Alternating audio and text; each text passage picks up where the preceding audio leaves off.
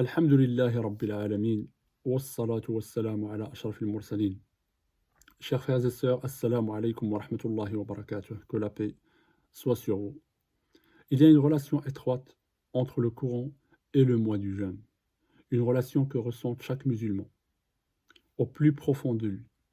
Dès le premier jour de Ramadan, le musulman se jette sur la lecture du Coran avec une impatience extrême. Il médite sur ces versets, ses histoires, les informations qu'il rapporte, les règles légales qu'il contient. C'est ainsi, ibadallah, que chaque musulman, chaque musulmane retrouve le chemin d'Allah subhanahu wa ta'ala, de la bonne direction.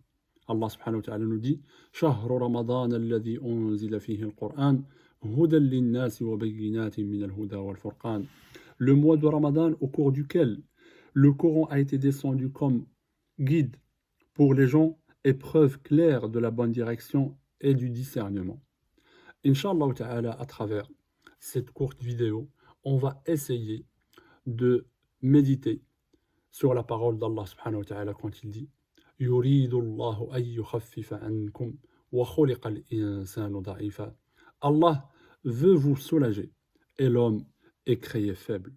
Cette ayah numéro 28 dans Surat An-Nisa, les femmes, c'est une bonne nouvelle pour les musulmans. Abdullah ibn Abbas radiyallahu anhu, un compagnon du prophète sallallahu alayhi wa sallam et un cousin paternel à lui sallallahu alayhi wa sallam, était un très très grand connaisseur du Coran. On l'appelait l'interprète du Coran. Il y a une parole à lui qu'il dit, radiyallahu anhu, Surat An-Nisa contient 8 versets qui sont meilleurs pour cette communauté que ce bas monde. Et parmi les 8 versets qu'il a cités, il a cité celui-là. يريد الله أن يخفف عنكم وخلق الإنسان ضعيفا. Allah veut vous soulager et l'homme est créé faible. Cette ayah, ibadallah, comme vous le voyez, se compose, si vous voulez, de 2 parties. La première, Allah veut vous soulager. La deuxième, l'homme est créé faible. On va voir la première partie. Allah veut vous soulager. Allah subhanahu wa ta'ala veut nous soulager comment et de quoi? Allah azza wa jal, quand il nous a interdit des choses à ne pas toucher, des chemins à ne pas emprunter, de l'autre côté, il nous a autorisé plein d'autres choses, justement pour qu'on dégage nos plaisirs et nos passions, bien sûr. Par exemple, prenons l'adultère, par exemple. L'adultère est interdit. Allah subhanahu wa ta'ala l'a interdit. Mais de l'autre côté, Allah azza wa jal a légiféré le mariage. Prenons dans la vente, par exemple, certaines ventes. La drogue, par exemple. La drogue, Allah azza wa jal, il l'a interdit. Parce que tu nuis à ta santé, la santé des autres, la santé à ta famille, c'est de l'argent pas propre, etc. Mais de l'autre côté, il a autorisé plein d'autres choses. Tu peux vendre ce que tu veux, dans un cadre bien précis, bien sûr. Ce soulagement d'Allah subhanahu wa ta'ala se manifeste également dans les adorations. Prenons le jeûne. Là, alors qu'on est en pleine période de mois de Ramadan, on voit très bien qu'il y a plein de personnes qui ne peuvent pas jeûner parce qu'ils sont malades, parce qu'ils sont en voyage. Mais Allah subhanahu wa ta'ala a donné pour chacun la possibilité soit de le rattraper, soit de sortir al-fidya, selon la situation de chacun. Pareil pour la prière. Celui qui ne peut pas prier debout, il peut prier en étant assis ou en étant allongé, en fonction sa maladie, en fonction sa capacité, bien sûr. Pareil pour l'aumône et pareil pour le hajj.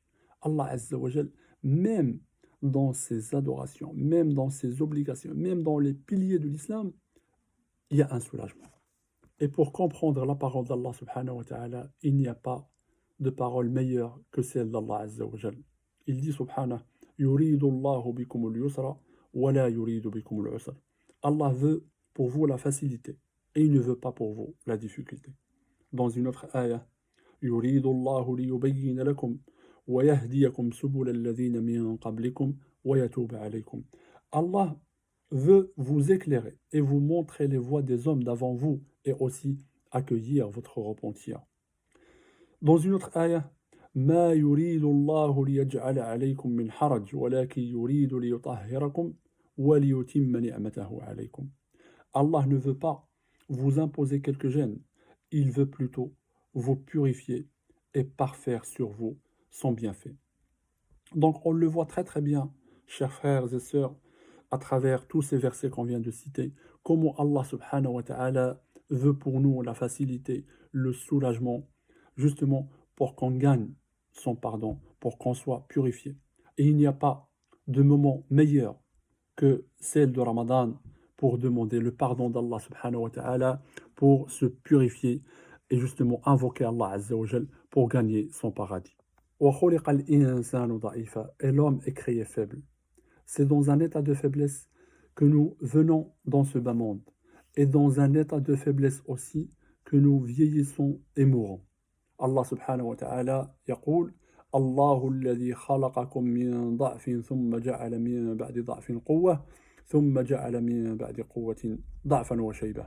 Ce qui veut dire Allah, c'est lui qui vous a créé faible. Puis après la faiblesse, il vous donne la force. Puis après la force, il vous réduit à la faiblesse et à la vieillesse. Et entre les deux intervalles de faiblesse, nous devons faire face à des différents moments de faiblesse, à la fois physique et à la fois spirituelle. Le corps humain souffre de plusieurs maladies.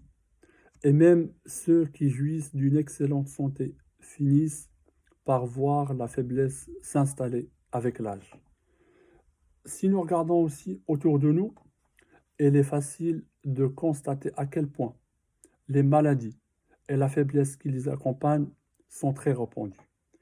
Et lorsque nous sommes touchés à notre tour, c'est l'occasion pour nous de se rendre compte de la puissance d'Allah subhanahu wa ta'ala et aussi de se rendre compte à quel point on est faible. Un autre secret dans cette faiblesse, c'est que Allah subhanahu wa ta'ala, quand il a créé l'homme faible, c'est justement pour qu'il soit toujours proche de lui. Parce que c'est Allah qui a créé l'homme, c'est lui qui sait parfaitement là où il se trouve son bonheur. Admettons, Allah azza wa jalla t'a créé fort et riche.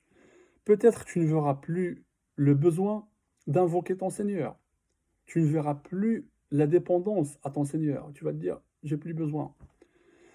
Mais par contre, dans des moments difficiles, c'est là où on se rend compte de cette dépendance à notre Seigneur. Quand tu es malade et que tu as été voir plusieurs médecins et qu'ils te disent, on n'a plus de remède pour toi, on n'a plus rien à faire pour toi, c'est là où tu retournes vers ton Seigneur et tu lui demandes la guérison.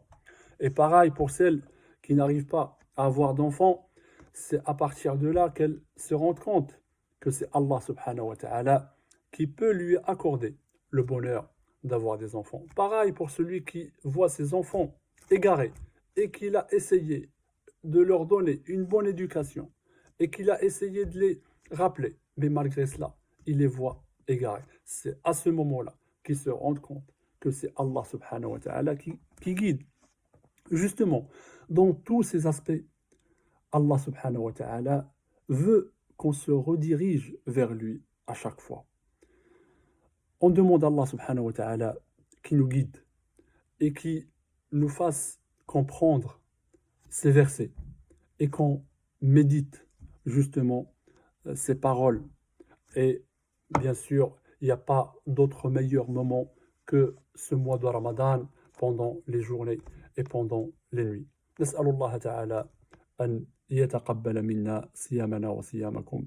أقول قولي هذا وأستغفر الله لي ولكم والسلام عليكم ورحمة الله وبركاته. رمضان